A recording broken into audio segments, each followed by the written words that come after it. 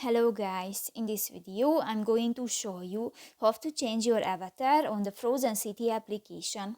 But first of all, I just want to mention, please don't forget to subscribe to our channel because at 100,000 subscribers we are going to show you our YouTube revenue statistics and growth strategy how to make money online. So let's jump into it. First of all, open the application on your device.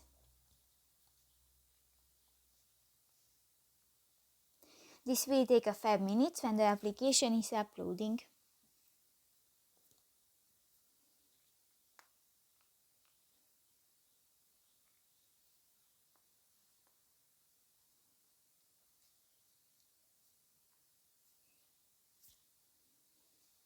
Click to the settings icon at the right side of the screen and click to the edit button.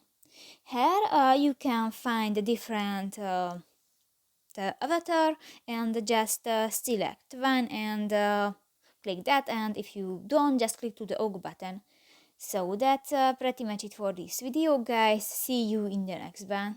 Next one. Bye bye.